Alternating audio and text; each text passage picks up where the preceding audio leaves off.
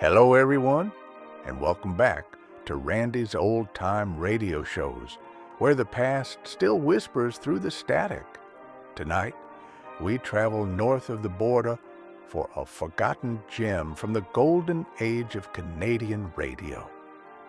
From deep within the studios of the CBC, it's Mystery Theater, a chilling anthology that aired in the late 1960s, weaving ghostly tales and eerie adventures across the airwaves.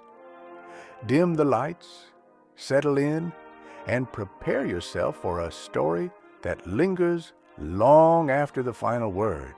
Tonight's feature presentation is The Wendigo from June 1st, 1968. Time to tell tales of the unaccountable, of apparitions by night and phantoms in shadow. Time to tell strange stories of fantasy and the supernatural.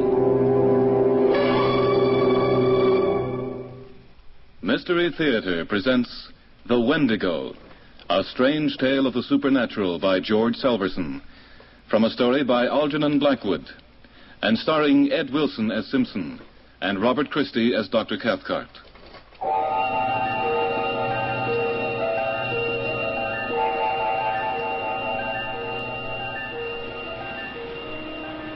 There's an explanation. An explanation. They say it carries you along. It comes and calls and carries you along. Doctor. It comes and calls to you out of the silence in the voice of the bush, the voice of wind and water and the cries of animals. Doctor, please. The perfume of it drenches you, chokes you, sickens you. The perfume of the dead and stinking vegetation. And you have to go.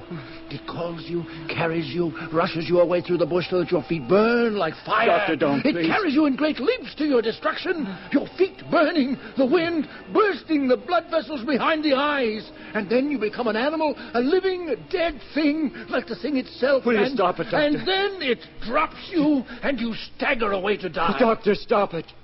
Remember what you told me. There is an explanation.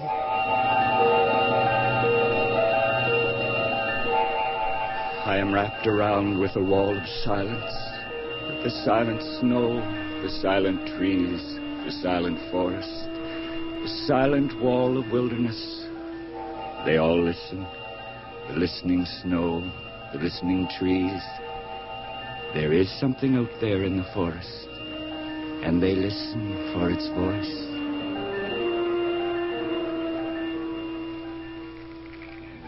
Then there was the time of the wolf in Rat Portage.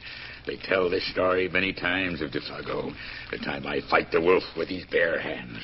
Shall I tell you that one, huh? With your bare hand. Go on, Defago. We don't doubt your fallacy for a moment. Thank you, Doctor. Punkwa.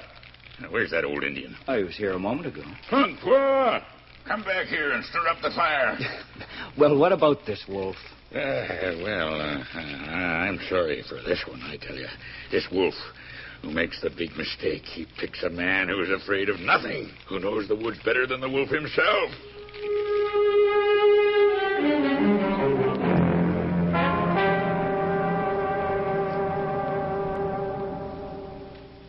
That's when it began. Defago the guide in slouch hat and moccasins, spinning his yarns by the campfire. A breath of wintry wind stealing out of the forest to rustle the tent flaps and stir the blaze. Our Indian cook somewhere in the shadows. Dr. Cathcart watching Defago with cynical eyes. And the fourth of our hunting party, myself, Ray Simpson, nervous and tense, as though expecting the thing that was about to happen. I come many miles in the snowshoes that time. I am very tired. I say to myself, Defago, my boy, you will sit here a while. You'll rest. But then I am sleepy. And what do you know? I am sound asleep in the snow. Now, this is not at the best of times, the very best of ideas, you understand. What do you think? Along comes this Mr. Wolf. And he looks at me and he tells himself, how magnificent. What a triumph. Here is a man, says Mr. Wolf, who's overcome by the cold. And what a pleasant meal I will make of myself. But he is so wrong. I open my eyes, and there is Mr. Wolf looking into my face with his long white teeth already. So I say...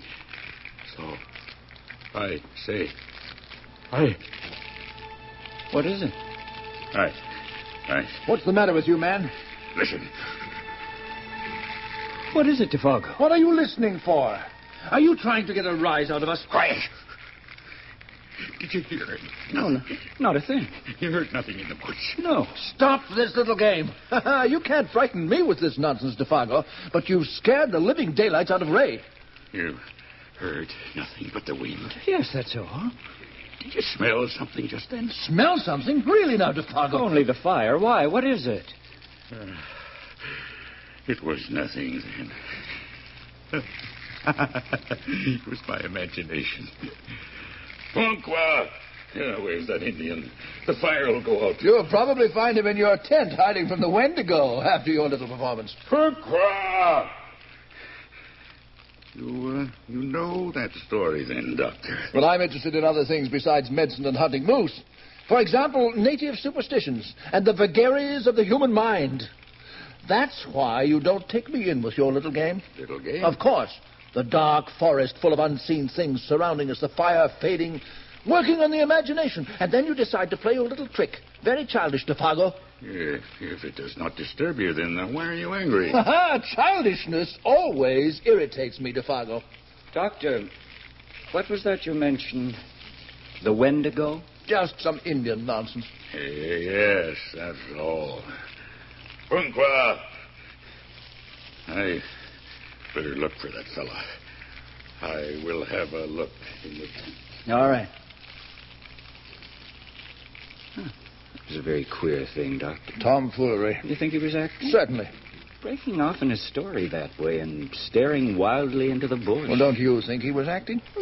He went white to the gills. Didn't you see his eye? Nonsense, boy. That man has lived his whole life in the bush. There's nothing here to frighten him. Unless he's superstitious like that Indian. Superstitious? Well, you could see that, couldn't you, eh? No, Doctor. I couldn't tell anything from Ponqua's face. It was like trying to read the expression on a piece of old leather. Ponqua! Where in the devil are you? He didn't want us to come up here. Said we wouldn't find so much as a fresh trail of moose anywhere in the 50-island water country. Well, we haven't. We will. It's funny. What? Well, this afternoon when Defago went off into the bush looking for signs of moose, I couldn't help thinking, Doctor, what would we do if he didn't come back? What do you think we'd do? We'd go home without him. Do you know the way? You're talking foolishness, Ray. Why would Defago disappear? He didn't. He's here. Yes. All the same, I had a feeling of what it would be like to be alone, at the mercy of all this desolation that takes no notice of man. Ponqua! You old fool! Superstitious fool! What is it, Defago? It's the old fool. That's what it is. Where is he? What's he doing? It's what we will be doing. From now on, we have no cook. The hunters will have to be cookers, too. Why? What's happened? Superstitious old fool. He's taken one of the canoes. What for? Where's he going? I know that one. He is gone. He's gone. Home. Then it's your own fault. Probably scared him witless with that little game of yours. But, Doctor... Now you'll have to figure out how we get along without him. Well, as for me, I'm turning in. We'll be up with the sun, Defago, and I'll expect less nonsense and more results tomorrow. Good night, Doctor. I'll be along in a minute. Defago, what was Ponqua afraid of? Who knows? Sometimes in the wilderness, men become sick with a strange fever, a fever which makes them mad. Maybe he's afraid of that. Do you hear something? Oh, only wind. Yes, only wind. Good night. Good night, Defago.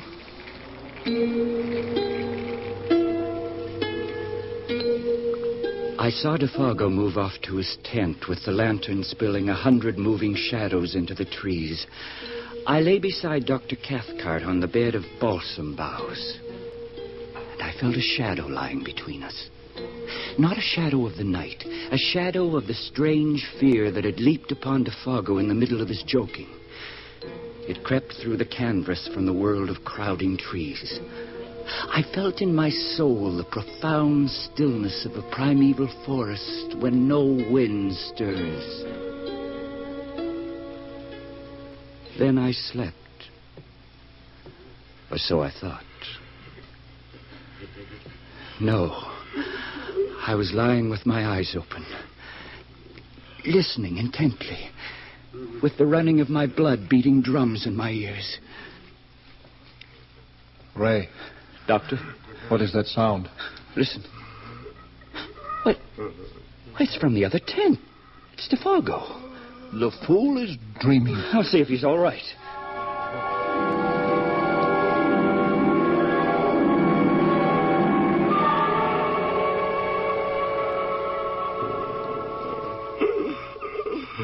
Defago. Defago, what's the matter? Are you awake? Defago. Defago, you're dreaming.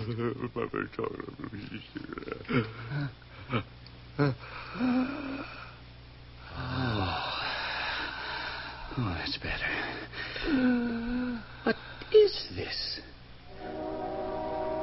A man sobbing like a child while this whole awful wilderness of woods listens?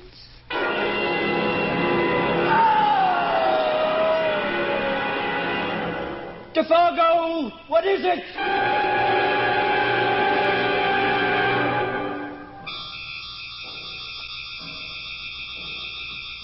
Doctor. I hear it. What is it? Quiet. Something's happening to Defago. Keep still. I'm going out. No. Let go. Stay where you are. I've got to help Defago. Will you stay where you are? Will you keep quiet? Listen.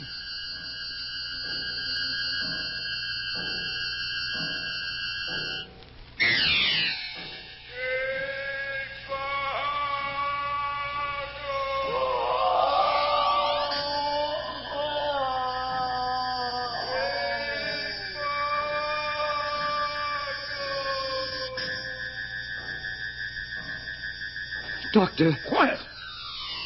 Fire. Fire. Oh, fire. Oh, my burning feet. Oh, fire. Oh, fire. Oh, my burning feet. Oh, my burning feet. My burning feet.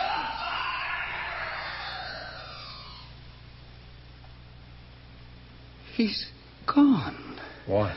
Gone. Gone. Doctor, listen to me. What? Our guide, Dr. Defago, he's gone. We're alone. What was that, Doctor? What is it that happened?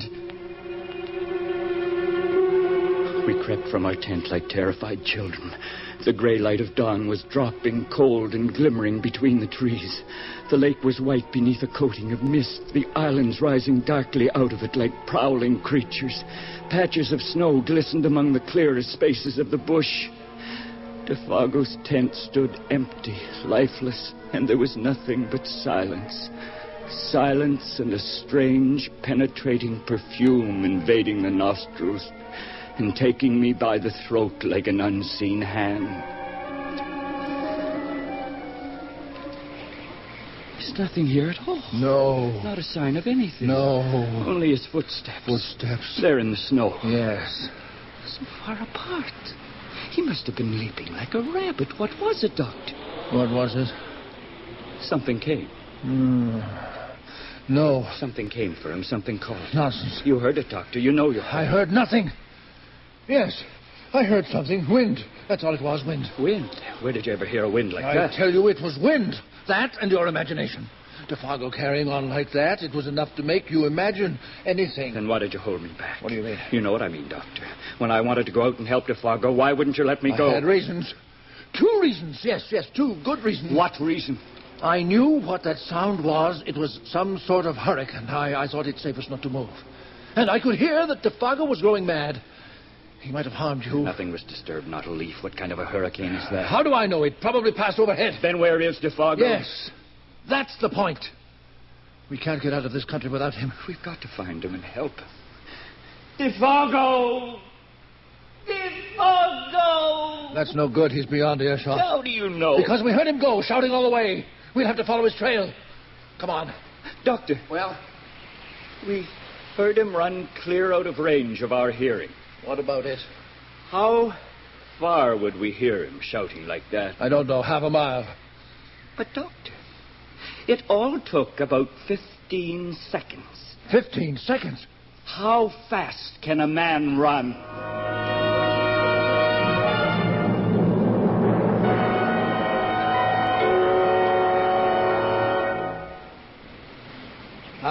There's the end of the trail. No more snow. Trees are too thick for it here, and of course that's the way he chose to run. How will we find him? He must have been tearing himself to pieces rushing through the bush like that. We've got to keep going. No, this is no use. We'll only lose ourselves. Without Defago, we're lost anyway. We've got to keep after him. No, listen to me, Ray. Defago!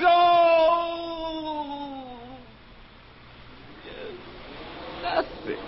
Now listen, Ray, we must stop running around like frightened, superstitious women. And what do we do? We're going back to camp. We're going to organize ourselves for a systematic search. You're so rational. You're so ready with explanations. How do you know we'll ever find him? He can't be far. How can you explain it all away, Doctor? His rushing away so fast, the crazy words he was using, that perfume in the air and that sound, you can't explain Ray, that. there's an explanation for everything. We are going to keep our heads, or we'll lose them like Defago. Now, let's get going. The second time we set out from camp, we took food and matches. Dr. Cathcart carried the new .303 rifle, of which he was so proud, and I took a hatchet, blazing the trees as we traveled in a wide sweep in search of Defago's trail. Ray, What is it? come and look. Here it is. We found it. Yes. Those are the tracks of human feet, sure enough. Defago's, of Yes. course. But what's this beside them? Beside them? Yes, look here. Animal tracks. There you have your simple explanation for the whole affair, Ray. Why? How does that explain anything, Doctor? Those big marks have been left by a bull moose. Now I know what happened. Well? The wind against it, the moose blundered into camp. It uttered a cry of alarm, which we heard in the wind. Defago heard it, too, in his sleep. Remember the nightmare he was having? Yes, but why did he... He's a superstitious fellow. And that Indian had filled him with stories about the Wendigo. He suffered a temporary derangement, perhaps nothing more than panic. And now he's tracking the animal. Yes, could be. We have nothing more to fear. Let's take a breather. And a bite of food before we go on. Oh, you were right. You were right. There is an explanation for everything, Doctor.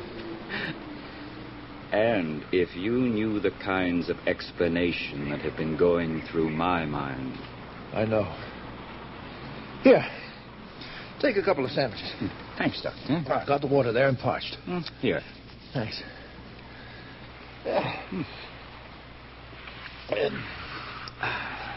It's a relief.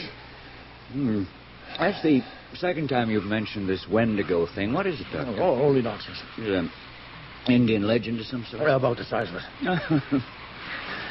Oh, it's funny the comfort I feel sitting on a stone in the middle of nowhere looking at Defago's footprints. Yes, telling such a normal story. Hunter trailing moose. This Wendigo thing. Did it have something to do with Punkwa deserting? Perhaps. What sort of a thing is it supposed to be, Doctor? Well, in this part of the country, when an Indian goes mad, they say he has seen the Wendigo. Oh. The Wendigo's a state of mind. Yes, you could call it that. There is no such thing. No such thing? What they say out here. They say out here are spaces no man can penetrate. This creature lives there, this Wendigo. Creature? The Wendigo. Huh? They say it's a kind of animal. It's a state of mind. Kind of animal? Doctor, look here a minute. What is it? The moose tracks. He must be a big one. You're right. Big, round tracks. Look here. Does this look like a hoof mark to you? No. Caribou? Oh, that would be hoof marks. Bear? No, it isn't bear. Doctor, I think we'd better get moving again. Yes. You loaded it, Doctor. It's a bear track. Is it? What are you doing? Why are you kneeling there? I thought I smelled something. You're acting like a fool. Do you want to lose your mind like Defago? Then you think he's gone after all. No, I told you what that was. Get your nose out of that track. You're out of your mind. Dr. Cathcart, don't you think we should turn back? Why do you talk such nonsense? There's perfume in that track. If you let your mind go like that, there's no knowing what you'll imagine next. We've lost enough time. We've got to find Defago. We went on mile after mile. I dreaded the essential tapping of the axe on the massive trunks. The sound went before us into the dim forest where something was waiting and listening. The doctor pressed on, faster and furious, like a man who denies something he really believes. And the tracks became increasingly strange and unbelievable. There's an explanation. An explanation. How much did you measure? 18 feet. 18 feet from one step to the next. Well, let's check back. We must be missing some tracks. No, there it is in the snow. Defago took 18-foot leaps. So he'd been lifted and carried. Lifted and carried by what? The beast. That's what they say. They say it carries you along. It comes and calls and carries you along. Doctor? It comes and calls to you out of the silence with the voice of the bush, the voice of wind and water and the cries of animals. Doctor, please. The perfume of it drenches you, chokes you, sickens you. The perfume of dead and stinking vegetation. And you have to go. It calls you. It carries you. It rushes you away through the bush so that your feet burn like fire. That's what he said, didn't he? Feet of fire. Doctor, don't, It please. carries you in a great, screaming leaps to your destruction with your feet burning and the wind bursting the blood vessels behind the eyes. And then you become an animal, the living, dead thing like the thing itself, and it drops you and you stagger away to die. Dr. Cathcart, will you stop it, please? This is not like you. Remember what you told me. There is an explanation. Yes, an explanation. Let's look ahead. Check those footprints and the animals. Yes. Now, it just may be that our eyes are playing us tricks, or else... Yes? Yes, Ray. What is it? Those aren't Defago's footprints. What? We've lost them somehow. Where did he go? Lost them? How could we lose them? And they end here, both sets. There. You see, we didn't lose them. There are still two sets of tracks. Where did they go? Up in the air? There's an explanation. An explanation. And those aren't Defago's. Look at them. There were two animals here. We've lost Defago somewhere back. No, we haven't. Those are Defago's. This is the end of the trail. This is where it left him. Then where is he? Defago! Don't call him. Don't call him.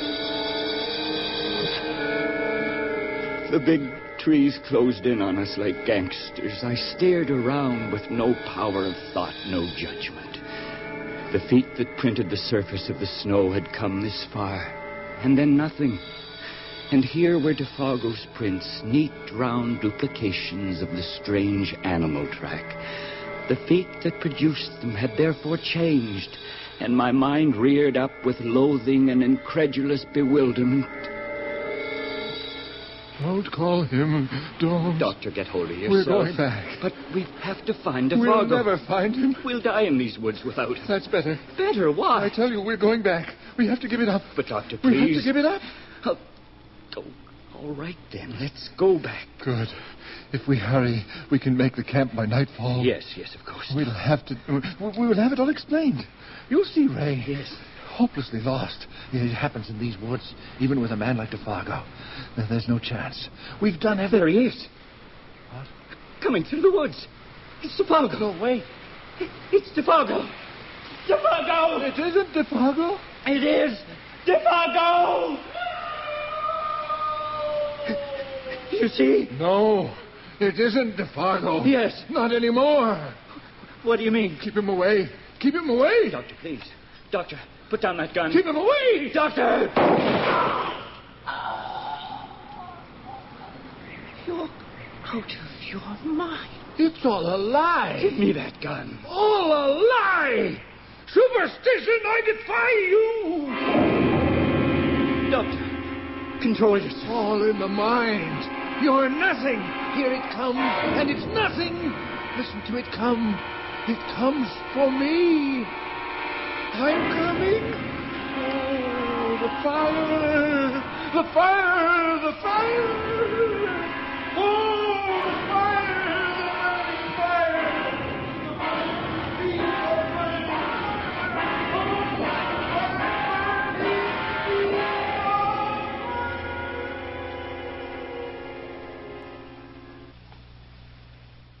The There's Defago here in the snow.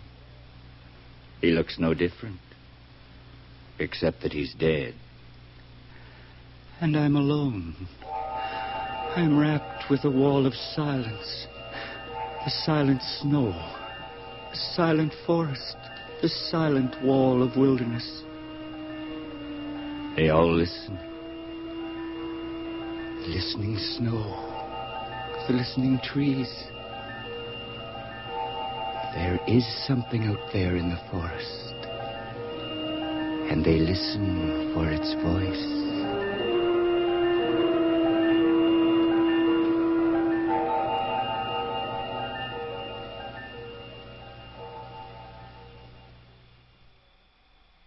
Mystery Theater has presented The Wendigo, a tale of the supernatural by George Selverson, based on a story by Algernon Blackwood. In the cast, Robert Christie as Dr. Cathcart, Ed Wilson as Simpson, and Murray Westgate as Defago. Sound effects were by John Sliz, and technical operation by Robert Burt. This is Bill Lorne speaking. Well, folks, that's all for this episode here on Randy's Old Time Radio Shows.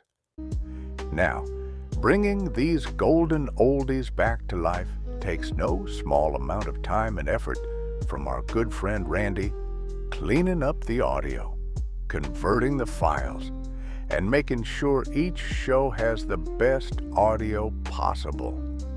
If you've enjoyed the program and you'd like to help keep these classics on the airwaves night after night, why not consider a small donation?